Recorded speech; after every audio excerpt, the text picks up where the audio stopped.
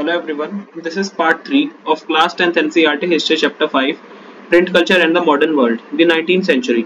तो देखो 19th century में ना यूरोप में लिटरेसी में काफी उछाल आया है, जिसके कारण से बच्चे भी, विमेन भी, वर्कर्स भी सभी लोग रीडिंग करने लग गए थे। तो नए रीडर्स भी काफी उभर के आए थे यूरोप में उस टाइम पे, चिल्ड्रन, विमेन एंड वर्कर्स।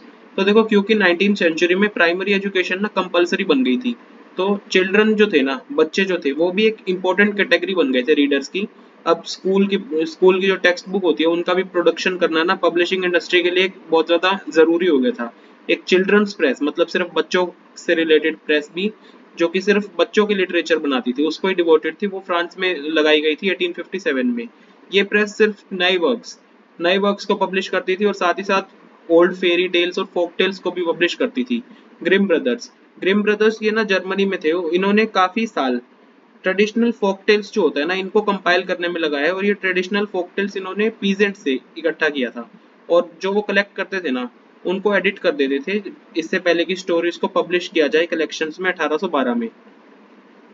और कोई भी चीज जिसको बच्चों के लिए सुटेबल नहीं है, ऐसा माना जाता हो कि बच्चों को नहीं दिखानी चाहिए, जो कि एलिट्स को वल्गर लगे, उसको पब्लिश्ड वर्जन में इंक्लूड नहीं किया जाता था। रूरल फोक टेल्स जो कि जिस एक नया फॉर्म ले चुकी थी। अब इसी तरीके से प्रिंट जो है ना, प्रिंट ओल्ड टेल्स को भी रिकॉर्ड करता था, लेकिन उनको चेंज भी कर देता था। विमेन भी काफी इंपॉर्टेंट रीडर्स और राइटर्स बन चुकी थी। पेनी मैगजीन्स ये ना स्पेशली विमेन के लिए बनी होती थी, और इनमें ना कुछ जो प्रॉपर बिहेवियर क्या होना चाहिए वेमेन का, कैसे हाउसकीपिंग करनी, ये सब बातें सिखाई जाती थी। जब नॉवेल्स 19th सेंचुरी में लिखनी शुरू हो गई थी ना, तो वेमेन को एक इम्पोर्टेंट रीडर की तरह देखा जाता था। और कुछ जो बेस्ट नॉवेलिस्ट है ना, वो भी वेमेन ही थी, जैसे कि जेन ऑस्टन हो गई, ब्रॉन्ट सिस्टर्स हो गई, या जॉर्ज एलियट हो गई। ये सब वेमेन नॉवेलिस्ट्स है, काफी पॉपुलर। और इनकी जो राइटिंग्स है ना, ये काफी इंपॉर्टेंट हो गई थी, एक तरह से नई तरह की वेमेन को दर्शाती थी इनकी writings. A person with will, मतलब कि वेमेन के अंदर अब एक दृढ़ शक्ति है, पर्सनैलिटी है, स्ट्रेंथ की पर्सनैलिटी है, डिटर्मिनेशन है, सोचने की शक्ति है। इस तरह की एक नई टाइप ऑफ वेमेन को दर्शाती थी इनकी जो राइटिंग्स होती थी। अब लैंडिंग लाइब्रेरीज जो कि आपको बुक्स देती है, लैंड करती है, तो लैंडिंग लाइब्रेरीज भी है ना 17th सेंचुरी से ही देखने को मिलती है। 19th सेंचुरी में इंग्लैंड में लैंडिंग लाइब्रेरीज जो है ना, वो एक तरह से व्हाइट कॉलर वर्कर्स जो होते हैं उनको एजुकेट करने का इंस्ट्रूमेंट बन गई थी। Artisans, lower middle class, white collar workers, ये सब लैंडिंग लाइब्रेरीज से ही एजुकेट हो जाते थे। कभी कभी तो सेल्फ एजुकेटेड वर्किंग क्लास जो होते थे ना, वो खुद के लिए भी लिखते थे, खुद को लेकर भी लिखते थे। जब वर्किंग डे धीरे धीरे मिड 19th सेंचुरी में छोटा होता गया, तो वर्कर्स के पास ना सेल्फ इम्प्रूवमेंट और सेल्फ एक्सप्रेशन का टाइम आ गया था, मतलब कि खुद को इम्प्रूव करने का, खुद को एक्सप्रेस कर पाने का, इस सब का टाइम आ गया था। तो वो पॉलिटिकल ट्रैक्ट्स भी लिख देते थे, मतलब कुछ राजनैतिक ग्रंथ वगैरह, ऑटोबायोग्राफीज भी काफी लिखते थे उस समय पर। फर्दर इनोवेशंस तो लेट 18th सेंचुरी से ही ना जो प्रेस है वो मेटल की बनने लग गई थी। 19th सेंचुरी में देखो काफी जो इनोवेशंस है ना, वो हुई है प्रिंटिंग टेक्नोलॉजी में। मिड 19th सेंचुरी में रिचर्ड एम हू, ये न्यूयॉर्क के थे, इन्होंने ना एक तरह से महारत हासिल कर ली थी बिजली से चलने वाली सिलेंड्रिकल प्रेस में।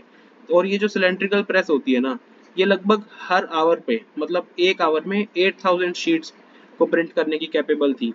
और ये प्रेस जो है ना, इसको न्यूज़पेपर्स को प्रिंट करने के लिए यूज किया जाता था। लेट 19th सेंचुरी में जब ऑफसेट प्रेस बन गई थी ना, तो इस ये ऑफसेट प्रेस जो है ना, एक ही टाइम पर 6 कलर्स को उठा सकती थी, 6 कलर्स का से यूज कर सकती थी, प्रिंट कर सकती थी। और 20th सेंचुरी से ही इलेक्ट्रिकली ऑपरेटेड प्रेस जो है ना, इन्होंने प्रिंटिंग ऑपरेशंस करने शुरू कर दिए थे। अब और भी डेवलपमेंट्स हुई, पेपर को फीड करना होता है उसके भी मेथड्स इंप्रूव किए गए, प्लेट्स की क्वालिटी भी बेटर की गई, ऑटोमेटिक पेपर रील्स भी आ गई थी, और कलर रजिस्टर के लिए फोटो इलेक्ट्रिक कंट्रोल्स भी आ गए थे। तो इस तरह से काफी इनोवेशंस हुए हैं। तो और साथ ही साथ देखो कई जो मैकेनिकल इंप्रूवमेंट्स हुई है ना, इसके कारण प्रिंटिंग टेक्स्ट की पूरी अपीयरेंस ही बदल गई थी। अब प्रिंटर्स या पब्लिशर्स जो होते हैं ना, ये कंटिन्यूअसली नई नई स्ट्रेटजीज को डेवलप करते जा रहे थे अपने प्रोडक्ट को बेचने के लिए। 19th सेंचुरी के पीरियोडिकल्स जो है ना, उसमें इंपॉर्टेंट नॉवेल्स देखने को मिलती है। 19th सेंचुरी में इंपॉर्टेंट नॉवेल्स बहुत आने लग गई थी, जिसके कारण ना एक पर्टिकुलर तरीका आ गया था कि नॉवेल्स इस तरह से लिखनी है। 1920s में इंग्लैंड में पॉपुलर वर्क्स, मतलब कि अच्छे जो राइटिंग के काम होते थे ना, इनको चीप सीरीज में बेचा जाता था, मतलब कि सस्ती श्रृंखला में बेचा जाता था, जिसको कहते थे शिलिंग सीरीज। और देखो डस्ट कवर कह लो या फिर बुक जैकेट कह लो, ये भी 20th सेंचुरी की ही इनोवेशन है। अब जैसे जैसे देखो ग्रेट डिप्रेशन आने लगा ना 1930s में, पब्लिशर्स को डर होने लगा कि उनके बुक परचेज जो हो रहे हैं उसमें डिक्लाइन आएगा, तो ताकि लोग खरीदते रहे वो चीप पेपर बैक एडिशंस ले आए बुक्स के, प्रिंट्स के। India and the world of print. तो अब हम देखेंगे कि किस तरह से प्रिंटिंग इंडिया में शुरू हुई, क्या आइडियाज या इंफॉर्मेशन प्रिंट से पहले किस तरह से लिखे जाते थे। Manuscripts before the age of print. तो देखो इंडिया जो है ना, इंडिया के पास एक बहुत ही अच्छा और पुराना ट्रेडिशन हैंड रिटन मैन्युस्क्रिप्ट्स का रहा है, जो कि संस्कृत, अरेबिक, पर्शियन और दूसरी भी वर्नाकुलर लैंग्वेज मतलब कि स्थानीय भाषाओं में लिखी जाती थी। मैन्युस्क्रिप्ट्स को पाम लीफ पर या फिर हैंडमेड पेपर्स पर लिख दिया जाता था, कॉपी कर दिया जाता था, और पेजेस को कई बार ब्यूटीफुली इलस्ट्रेटेड भी किया जाता था, मतलब अच्छे अच्छे चित्र भी लगाए जाते थे। और या तो देखो उनको वुडन कवर्स के बीच में प्रेस कर देते थे, मतलब कि लकड़ी के तख्त उनके बीच में कागज इस तरह से प्रेस कर दियो, या तो सील देते थे, स्यून टुगेदर सील लेते थे ताकि वो प्रिजर्व की जा सके। मैन्युस्क्रिप्ट्स जो है ना, मैन्युस्क्रिप्ट्स बनती रही जब तक प्रिंट का इंट्रोडक्शन हो गया था ना, उसके बाद भी मैन्युस्क्रिप्ट्स बनती रही लेट 19 सेंचुरी तक। मैन्युस्क्रिप्ट्स लेकिन देखो काफी महंगी होती है और कमजोर भी होती है, तो उनको काफी केयरफुली हैंडल करना पड़ता है, और उनको इजीली रीड भी नहीं किया जा सकता, क्योंकि स्क्रिप्ट्स जो होती है ना अलग अलग स्टाइल्स में लिखी होती है, इसीलिए मैन्युस्क्रिप्ट्स जो है ना ये एवरीडे लाइफ के यूज के लिए बहुत ज्यादा वाइडली यूज नहीं की जाती, मतलब कि रोजमर्रा की जिंदगी में यूज कर लो। हालांकि प्री कॉलोनियल बंगाल में ना काफी एक्सटेंसिव नेटवर्क था विलेज प्राइमरी स्कूल्स का, लेकिन स्टूडेंट जो है ना वो फिर भी पढ़ते नहीं थे, टेक्स्ट को नहीं पढ़ते थे, वो सिर्फ लिखना सीखते थे। टीचर्स जो है ना वो जो उनके दिमाग में कुछ मेमोरी में होता था ना उस टेक्स्ट को डिक्टेट कर देते थे और स्टूडेंट उसको लिख लेते थे। तो इसी तरह से इस प्रोसेस में कई जो बच्चे हैं ना वो लिटरेट हो गए थे बिना किसी रीडिंग के, बिना टेक्स्ट को रीड करे। Print comes to India. तो प्रिंटिंग प्रेस ना इंडिया में सबसे पहले आई थी गोवा में पोर्चुगीज मिशनरीज के साथ मिड 16th सेंचुरी में। अब जो जेसुइट प्रीस्ट होते हैं ना इन्होंने कोंकणी सीख ली थी और जो कुछ ग्रंथ इन्होंने प्रिंट कर दिए थे। 1674 तक लगभग 50 बुक्स जो है वो कोंकणी लैंग्वेज में प्रिंट की जा सकती, कोंकणी और कनारा लैंग्वेज में प्रिंट की जा चुकी थी। अब कैथोलिक प्रीस्ट जो है ना इन्होंने सबसे पहली तमिल बुक को कोचिन में 1579 में प्रिंट किया था, और मलयालम बुक भी देखो 1713 में इन्होंने ही सबसे पहले प्रिंट की थी। 1710 में डच प्रोटेस्टेंट मिशनरीज जो है ना इन्होंने 32 तमिल टेक्स्ट को प्रिंट किया था, और काफी जो इनकी जो ये बुक्स थी ना इनमें से काफी तो ओल्डर वर्क्स थी, मतलब पुराने जो ग्रंथ थे उन्हीं की ट्रांसलेशंस थी।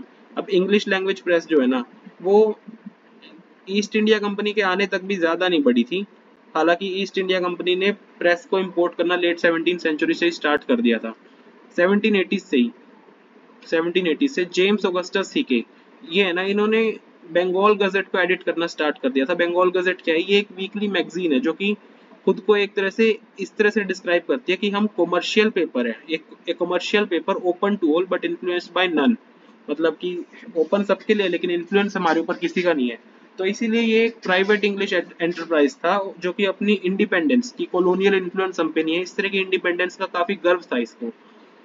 तो ये इंग्लिश प्रिंटिंग इसने इंडिया में स्टार्ट की थी। हिके ने ना काफी एडवर्टीजमेंट्स भी पब्लिश की, जिसमें ना वो जो सेल हो रही है ना स्लेव्स की इनसे रिलेटेड बातें भी करते थे, और साथ ही साथ उन्होंने जो कंपनी के सीनियर ऑफिशियल्स की गॉसिप होती है ना उनके बारे में भी पब्लिश करना स्टार्ट कर दिया था। तो इस चीज से गवर्नर जनरल वेरन हेस्टिंग्स ना गुस्सा हो गए थे और उन्होंने काफी हिके को सताया भी था।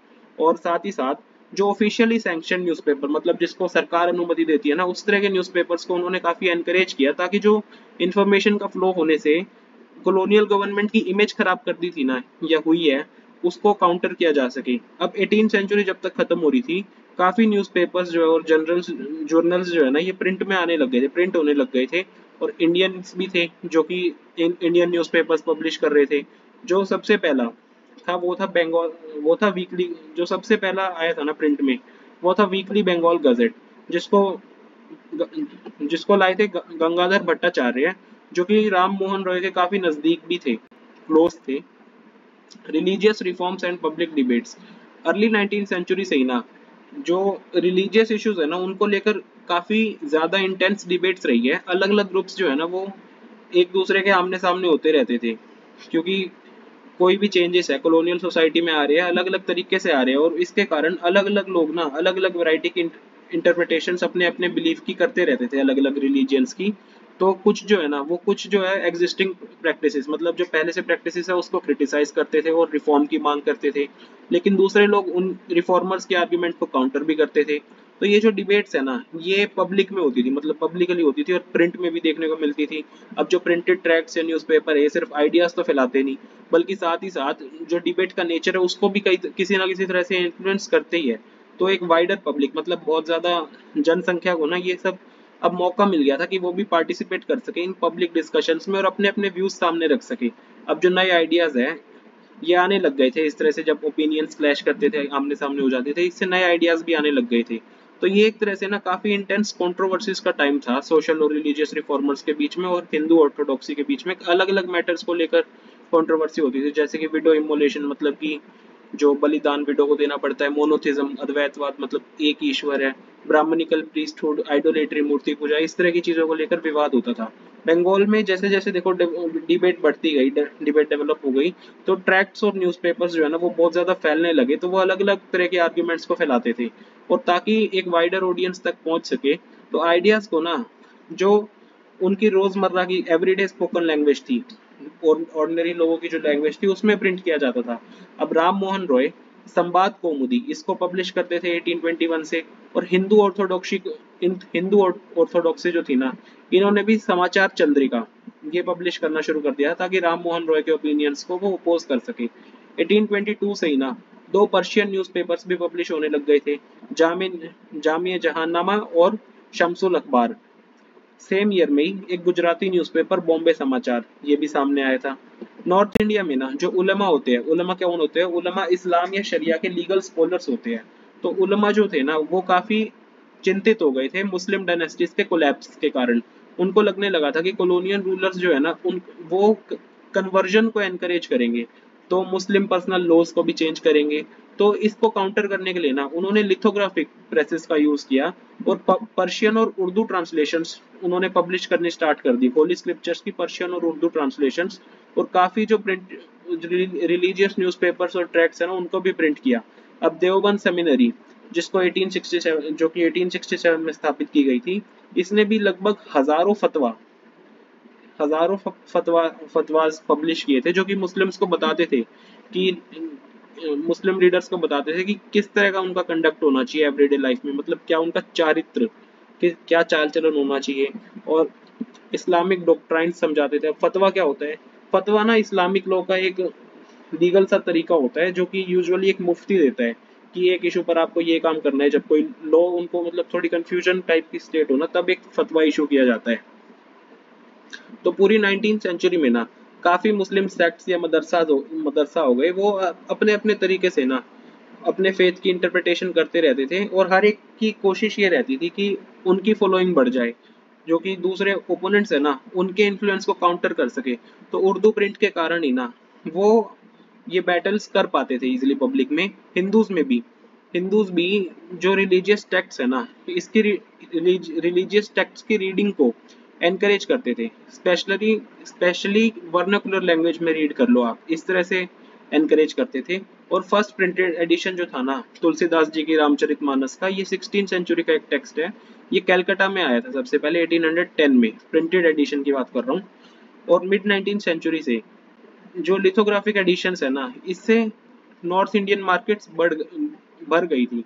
1880s से ही नवल किशोर प्रेस जो है ना लखनऊ की, और जो श्री वेंकटेश्वर प्रेस है बॉम्बे की, इन्होंने काफी रिलीजियस टेक्स्ट जो है ना इनको वर्नाकुलर लैंग्वेजेस में पब्लिश किया है और उनके प्रिंटेड और पोर्टेबल फॉर्म जो है ना वो भी बनाए हैं, जो जिनको इजीली रीड कर सके, कोई भी विश्वास रखता हो वो व्यक्ति श्रद्धालु हो वो इजीली रीड कर सके किसी भी प्लेस पर किसी भी टाइम पर, इस तरह के एडिशंस बनाते थे। और इन चीजों को ना जो काफी इलिटरेट लोग होते हैं ना उनको भी पढ़कर सुनाया जा सकता था। तो रिलीजियस टेक्स्ट इसी कारण से काफी लोगों तक पहुंच पाए, जिसके कारण लोग डिस्कशन भी करते थे, डिबेट्स भी होती थी, कंट्रोवर्सीज भी होती थी, अलग अलग रिलीजन्स में भी और अपने रिलीजन्स में भी कंट्रोवर्सीज हो जाती थी। प्रिंट जो है ना, प्रिंट ने सिर्फ कॉन्फ्लिक्टिंग ओपिनियंस जो थे ना सोसाइटी के बीच में उसी को स्टिमुलेट नहीं किया प्रिंटेड पब्लिकेशंस ने, बल्कि साथ ही साथ लोगों को जोड़ा भी है इंडिया के अलग अलग पार्ट्स में। न्यूज़पेपर्स जो है वो एक प्लेस की जो न्यूज है वो दूसरे प्लेस तक पहुंचा देते थे, तो इस तरह से पैन इंडिया आइडेंटिटीज मतलब पूरे देश में अपनी पहचान बनाते थे। तो इसी के साथ हम ये वाला पार्ट खत्म करते हैं। Thank you.